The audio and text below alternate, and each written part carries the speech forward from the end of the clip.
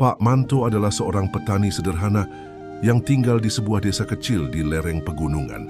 Sehari-hari ia bekerja di sawah warisan orang tuanya yang tidak terlalu luas. Kehidupannya berjalan apa adanya. Hasil panen cukup untuk makan sehari-hari dan sedikit dijual ke pasar, tapi belum pernah benar-benar mencukupi kebutuhan keluarga. Ia masih mengandalkan cara lama, membajak sawah dengan kerbau, menanam padi dengan pola tradisional, dan menggunakan pupuk kimia seadanya.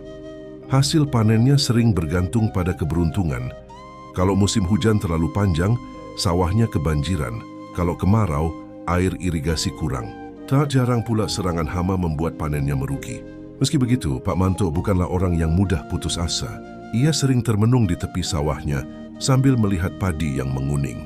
Dalam hatinya ia berkata, "Kalau orang lain bisa jadi petani sukses, kenapa aku tidak bisa? Sawah ini mungkin kecil, tapi pasti ada cara agar hasilnya bisa lebih baik."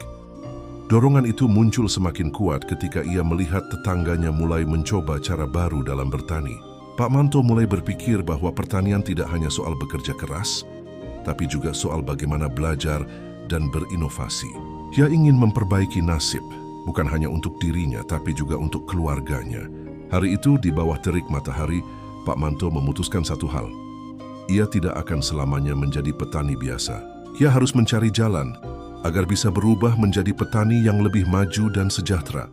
Beberapa minggu setelah panen yang hasilnya tidak seberapa, Pak Manto duduk di beranda rumahnya sambil menghitung uang dari hasil jual gabah.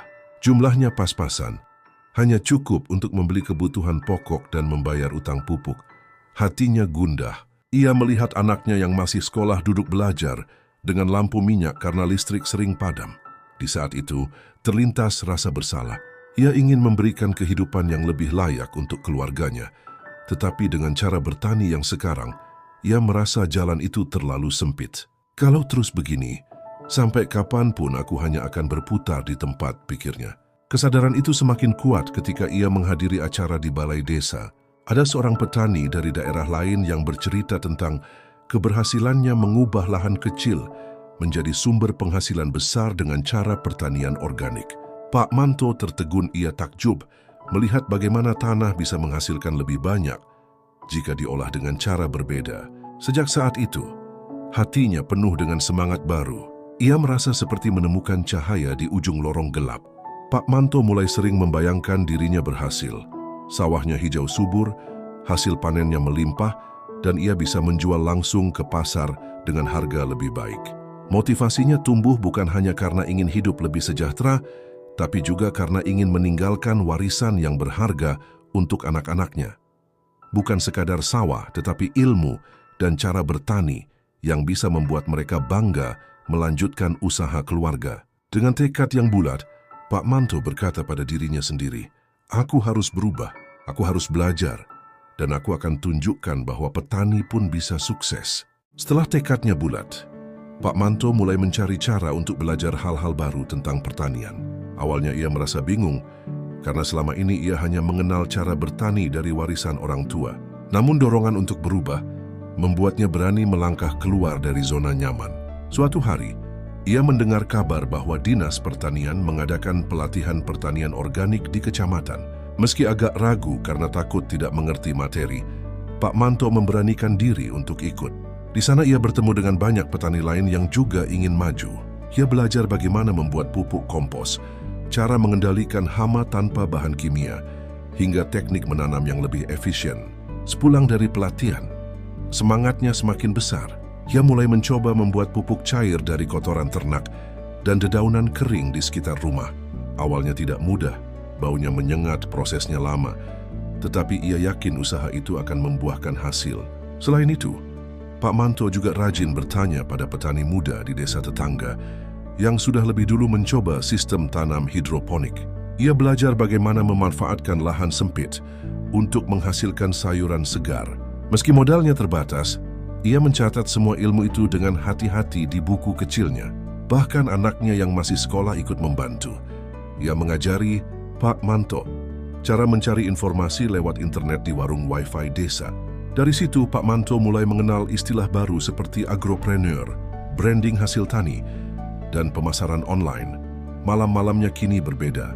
Jika dulu ia hanya beristirahat setelah seharian di sawah, kini ia sering duduk di teras rumah, membaca catatan, sambil membayangkan bagaimana suatu hari nanti sawahnya bisa menjadi contoh bagi petani lain. Pak Manto tahu jalan ini tidak mudah, tapi setiap langkah belajar membuatnya merasa lebih dekat dengan impiannya. Ia sudah tidak lagi merasa hanya seorang petani biasa, melainkan seorang petani yang sedang berproses menjadi petani sukses. Setelah beberapa bulan belajar, Pak Manto akhirnya berani menerapkan ilmu barunya di sawah kecilnya. Awalnya, ia memutuskan untuk mencoba di sebagian lahan saja, agar jika gagal tidak terlalu merugikan. Dengan tekun, ia mengganti pupuk kimia dengan pupuk organik hasil buatannya sendiri. Ia juga mulai menggunakan pestisida alami dari daun mimba dan serai untuk mengusir hama. Awalnya tetangga-tetangganya heran melihat cara barunya. "Manto, apa nggak rugi buang waktu bikin pupuk sendiri? Kan tinggal beli di toko," kata seorang tetangga. Tapi Pak Manto hanya tersenyum. Ia yakin suatu hari hasilnya akan berbeda. Tak hanya itu, Pak Manto mencoba diversifikasi tanaman. Selain padi, ia mulai menanam sayuran cepat panen seperti kangkung, bayam, dan cabai di pinggir sawahnya. Ia juga menyiapkan sedikit lahan di pekarangan rumah untuk mencoba sistem hidroponik sederhana dengan botol bekas. Agar air tetap cukup saat musim kemarau, ia membuat irigasi sederhana dengan pipa paralon bekas, dibantu anaknya yang pandai membaca tutorial dari internet. Meski tampak sederhana, sistem itu membuat sawahnya tidak lagi kekurangan air. Perubahan ini membuat sawah Pak Manto tampak berbeda. Padi tumbuh lebih hijau, sayuran di pekarangan mulai dipanen, dan ia bisa menjualnya langsung ke pasar desa dengan harga yang lebih baik. Pelan tapi pasti, hasilnya mulai terlihat, tetapi jalan menuju perubahan tidak mulus. Pada musim pertama, sebagian padinya gagal karena pupuk organik belum matang sempurna. Hasil hidroponiknya juga tidak sebanyak yang ia harapkan. Ada kalanya ia hampir putus asa. Namun semangatnya untuk terus mencoba selalu lebih besar daripada rasa takutnya. Bagi Pak Manto, setiap kegagalan hanyalah pelajaran. Ia percaya bahwa inovasi bukan berarti langsung berhasil, tapi berani mencoba dan terus memperbaiki. Malam itu ketika melihat tumpukan sayuran segar hasil panen kecilnya, Pak Manto berkata dalam hati, "Aku sudah melangkah, walau masih banyak yang harus diperbaiki. Aku yakin ini awal dari jalan menuju kesuksesan." Meskipun inovasi yang dilakukan mulai menunjukkan hasil, perjalanan Pak Manto tidaklah mulus. Justru setelah ia mencoba cara baru, tantangan yang lebih besar datang menghadang. Pertama, masalah modal. Untuk mengembangkan pertanian organik dan hidroponik, Pak Manto butuh biaya tambahan. Membeli bibit unggul, pipa, pompa air, bahkan sekadar plastik UV untuk menutup tanaman. Tabungannya tidak cukup. Sementara pinjaman ke koperasi desa bunganya cukup tinggi. Beberapa kali ia harus menunda rencananya karena uang yang ada habis untuk kebutuhan sehari-hari. Kedua, lingkungan sekitar. Tidak semua orang mendukung langkahnya. Beberapa tetangga bahkan menertawakan. "Ah Manto, bertani kok ribet. Gak usah aneh-aneh. Cara lama aja cukup," kata mereka. Ada juga yang mencibir karena panennya sempat gagal. Cibiran itu sempat membuat hatinya goyah. Ketiga, pasar dan persaingan. Saat ia mulai membawa sayur organiknya ke pasar, banyak pembeli belum percaya. Mereka lebih memilih sayuran biasa yang harganya lebih murah. Pak Manto sempat kesulitan menjelaskan bahwa sayurannya lebih sehat dan tahan lama. Bahkan pedagang lain sempat merasa tersaingi dan mencoba menjatuhkan harga. Dan keempat, kegagalan teknis. Suatu kali pompa air buatannya rusak di tengah musim kemarau. Tanamannya hampir layu semua. Ia dan anaknya bekerja keras memperbaikinya, tapi sebagian tanaman sudah tidak tertolong. Kerugian itu membuatnya kembali merasakan pahitnya perjuangan. Namun, di balik semua kesulitan itu, semangat Pak Manto justru ditempa semakin kuat.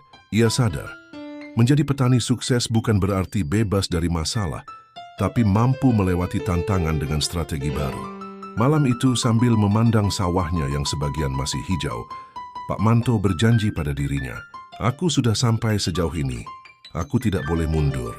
Aku harus bangkit, mencari jalan agar usahaku terus maju." Setelah menghadapi banyak kesulitan, Pak Manto menyadari bahwa ia tidak bisa berjalan sendiri. Ia mulai mencari cara untuk bangkit dan memperkuat langkahnya. Pertama, ia bergabung dengan kelompok tani desa. Dari sana, ia mengetahui ada program pemerintah yang memberikan bantuan benih unggul dan pelatihan gratis untuk petani yang mau mencoba pertanian ramah lingkungan. Dengan keikutsertaannya, ia mendapatkan akses bibit lebih murah dan pelatihan tambahan. Kedua, Pak Manto mencoba mencari mitra usaha. Ia mendekati koperasi desa untuk mengajukan pinjaman dengan jaminan kecil, lalu menggunakan uang itu untuk membeli pompa air yang lebih baik. Ia juga bekerja sama dengan petani muda yang lebih melek teknologi agar bisa mengelola sistem hidroponiknya dengan lebih efisien. Ketiga, ia belajar pemasaran modern. Anak sulungnya yang pandai menggunakan smartphone membantu memotret hasil panen. Sayuran hijau segar, cabai merah yang berkilau, dan padi organik yang berkualitas. Mereka mengunggah foto-foto itu di media sosial dengan merek sederhana. Hasil tani Pak Manto, sehat dari alam. Awalnya sepi, tapi lama-lama ada tetangga kota yang tertarik dan mulai memesan sayur langsung dari rumahnya. Keempat, ia mulai melakukan branding produk. Tidak lagi hanya menjual sayur atau beras, tapi menekankan kualitas. Sayuran segar bebas pestisida dan beras organik sehat untuk keluarga. Label sederhana ditempel di kantong plastik bening, membuat hasil taninya terlihat lebih profesional. Perlahan strategi ini membuahkan hasil. Pelanggan mulai datang, bukan hanya dari pasar desa, tapi juga dari warung makan dan ibu rumah tangga di kota kecil terdekat. Walau jumlahnya belum besar, namun cukup membuat Pak Manto kembali bersemangat. Perlahan tapi pasti, kerja keras, Pak Manto mulai membuahkan hasil. Sawahnya yang dulu sering gagal panen, kini tampak lebih hijau dan subur. Padi organiknya tumbuh kokoh, tidak mudah diserang hama karena tanahnya lebih sehat. Sayuran dari pekarangan rumah juga semakin diminati, terutama oleh para ibu rumah tangga yang peduli dengan kesehatan keluarga. Pelanggan yang awalnya hanya 1-2 orang, kini mulai bertambah. Ada warung makan di kota kecil yang rutin membeli cabai dan sayur segar darinya setiap minggu.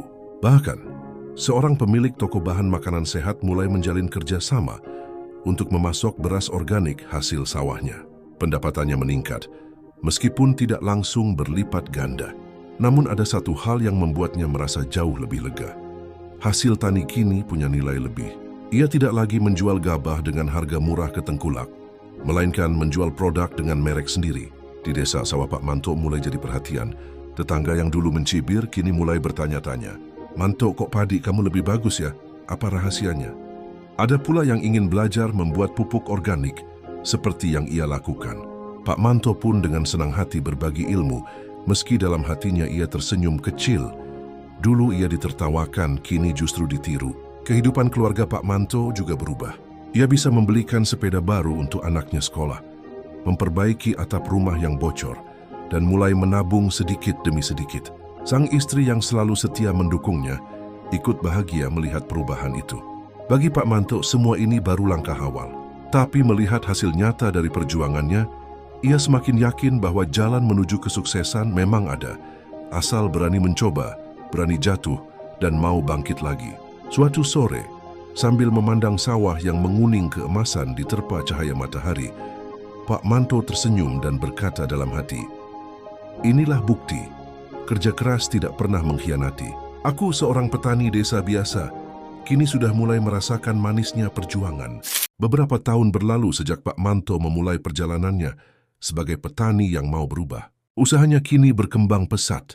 Sawahnya yang dulu kecil dan sederhana sekarang telah diperluas berkat hasil tabungan. Ia tidak hanya menanam padi organik, tetapi juga mengembangkan kebun sayuran, buah, bahkan kolam ikan yang terintegrasi dengan lahan pertanian. Produk dengan merek, hasil tani Pak Manto sehat dari alam kini dikenal luas, bukan hanya di desa tetapi juga di kota. Ia memiliki pelanggan tetap dari restoran, supermarket lokal, hingga komunitas pecinta makanan sehat. Hasil panennya selalu habis terjual dengan harga yang pantas. Lebih dari itu, Pak Manto tidak lagi bekerja sendirian.